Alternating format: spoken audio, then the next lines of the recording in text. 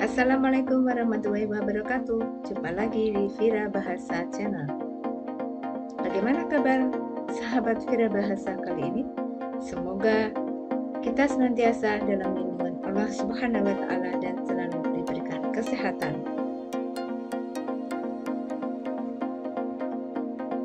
Kali ini Vira Bahasa akan membahas tentang teks novel dalam pembelajaran bahasa Indonesia kelas 12. Kita akan ikuti penjelasan berikutnya tentang seluk-beluk teks novel. Dalam teks novel pada pembelajaran mata pelajaran Bahasa Indonesia kelas 12, diantaranya yaitu akan membahas tentang pengertian serta ciri-ciri dari sebuah novel. Kemudian jenis-jenis novel, pandangan pengarang terhadap novel, dan unsur pembangun novel, serta unsur kebahasaan sebuah novel, dan perancangan sebuah novel. Untuk lebih jelasnya, simak terus penjelasan dari teks novel pada Vira Bahasa kali ini. Pengertian dari sebuah teks novel yaitu sebuah fiksi bentuk prosa yang ditulis secara naratif dalam bentuk sebuah cerita. Narasi di sini tentu di situ ada tokoh, alur, tema, dan sebagainya. Tentunya untuk membentuk sebuah cerita harus ada dialognya atau berupa kalimat langsung maupun kalimat tak langsung. Berikutnya yaitu KD yang berikutnya untuk membahas teks novel kali ini yaitu tentang pandangan pengarang terhadap kehidupan dalam sebuah novel. Kita contohkan di sini ada novel Ronggeng Duku Paro, yaitu pada pandangan pengarang akan membahas tentang aspek kehidupan sosial, agama, dan budaya. Apakah dalam novel Ronggeng Duku Paro ini, karya Ahmad Tohari, terdapat aspek kehidupan sosial, agama, dan budaya? Maka tentu kalian harus membaca secara keseluruhan novel Ronggeng Duku Paro tersebut.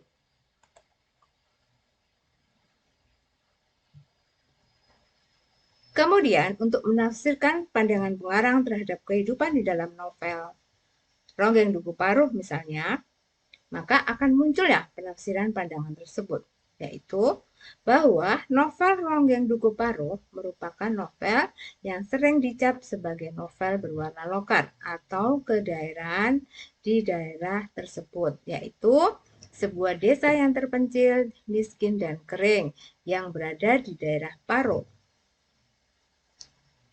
di daerah Banyumas. Kultur desa yang amat longgar dengan tata susila perkawinan ini penuh dengan kata-kata cabul yang juga diucapkan di depan anak-anak. Ini kata Sumarjo dalam bukunya di tahun 1991 di halaman 85. Kalian bisa mengeceknya.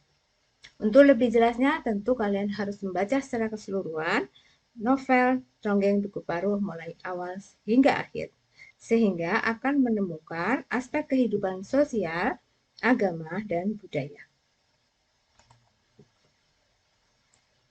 Berikutnya yaitu tentang penyajian hasil interpretasi terhadap pandangan pengarang. Yang dimaksud hasil interpretasi pandangan pengarang di sini adalah bahwa penyajian dari aspek kehidupan tadi di dalam novel diubah ke dalam sebuah bentuk laporan, yaitu bisa bentuk esai atau bisa bentuk kritik, yang ditulis dengan kalimat-kalimat yang dikembangkan beserta paragrafnya hingga menjadi sebuah wacana yang apik. Tata kembali kalimat-kalimat tersebut yang sudah ditulis dalam bentuk esai dan kritik tadi menjadi paragraf yang koheren dan kohesif, saling berhubungan, urut, kronologis, dan menjadi wacana yang enak untuk dibaca. Pengambilan kutipan-kutipan di dalam novel untuk menguatkan pandangan pengarang memang harus diperlukan dan ditulis agar tidak hanya sekedar memberikan bentuk interpretasi saja kepada sebuah novel tanpa adanya bukti yang kuat berupa kutipan-kutipan langsung dari novel yang akan kita analisis tadi. Ciri-ciri sebuah novel. Sebuah fiksi sastra bisa dikatakan ini novel, ini cerpen, ini cerbung, dan sebagainya. Maka harus memiliki ciri-ciri atau karakteristik tersendiri. Begitu pula dengan ciri-ciri sebuah novel. Novel biasanya memiliki alur yang kompleks. Artinya alurnya bisa bermacam-macam. Bisa alur maju, alur mundur, alur maju mundur, atau alur campuran. Kemudian tentu di sana banyak tokoh di dalamnya. Tidak hanya sebagai tokoh utama, tapi juga ada tokoh pembantu, tokoh protagonis, dan figuran. Kemudian tokoh-tokoh tersebut juga memiliki karakter yang berbeda-beda. Kemudian temanya kompleks, jadi tidak hanya satu tema besar yang diusung dalam sebuah teks novel, tetapi memiliki tema yang kecil-kecil yang akan menguatkan jalan cerita dari novel tersebut. Latar yang bergerak. Latar di sini bisa berupa latar waktu, latar tempat, dan latar suasana. Dan tentu latarnya bermacam-macam, tidak hanya pada satu tempat saja, tidak hanya pada satu waktu saja, dan tidak hanya pada satu suasana saja. Tadi bermacam-macam suasana. Terjadi perubahan nasib tokoh, terutama pada nasib tokoh utama. Terjadinya perubahan nasib baik menjadi buruk, buruk menjadi baik, dan seterusnya. Itulah ciri-ciri teks novel. Kita ikuti penjelasan berikutnya.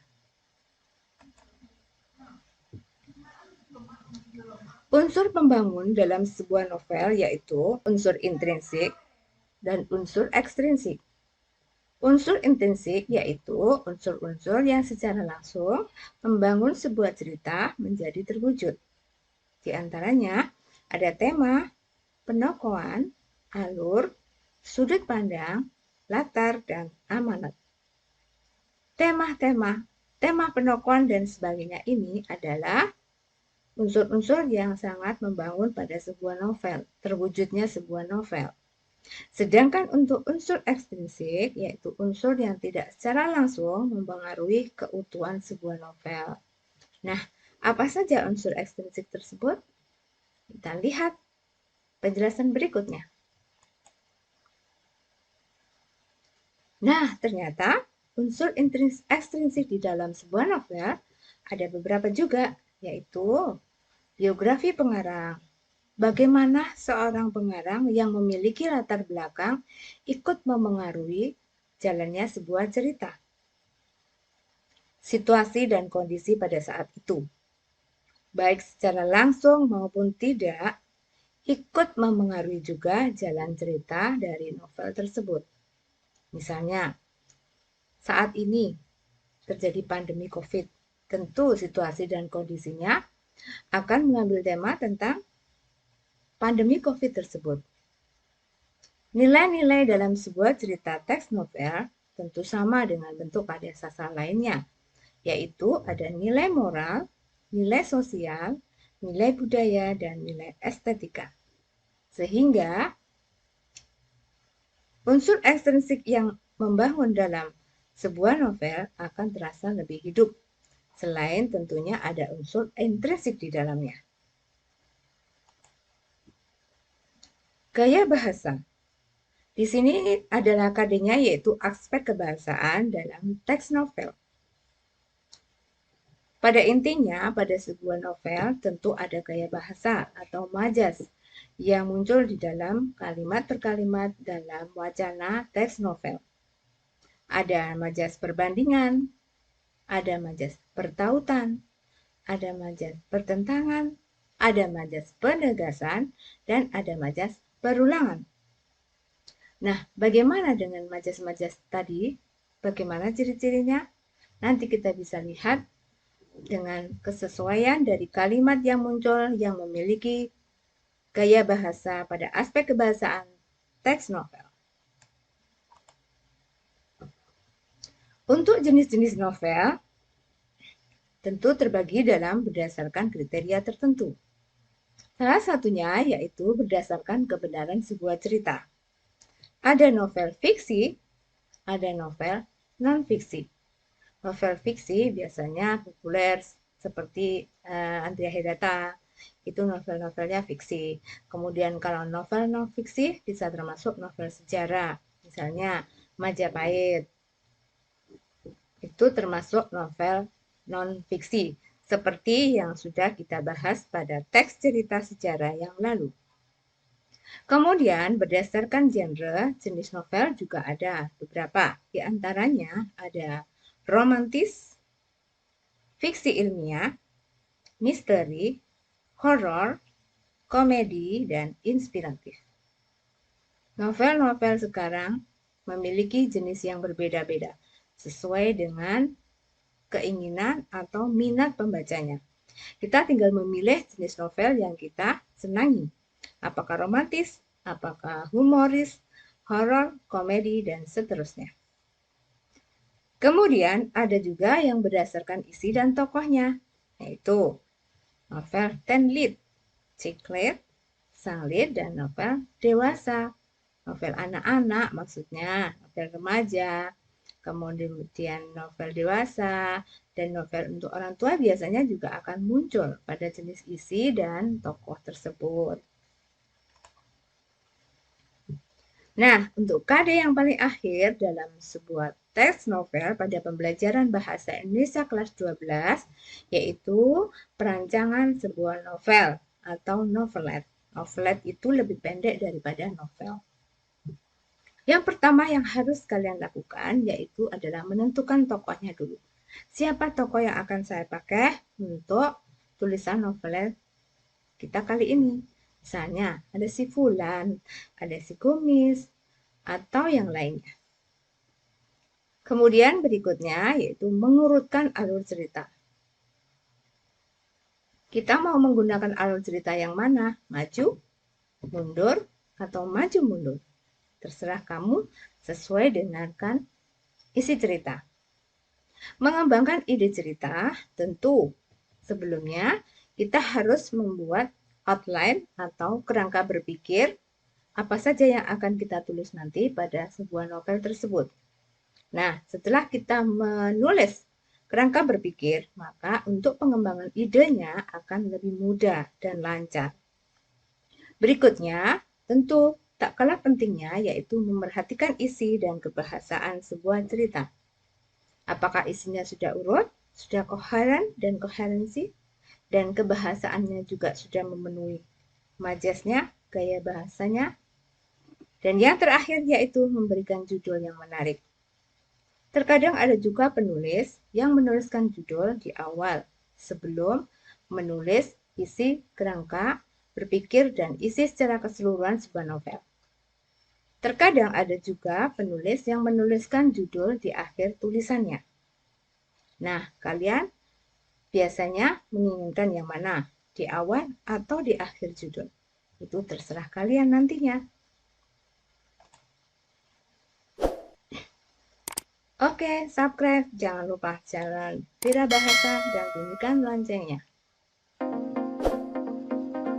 Sahabat Vira Bahasa, jangan lupa untuk subscribe channel Vira bunyikan loncengnya agar mengetahui perkembangan dari Vira Bahasa dengan konten-konten yang lainnya.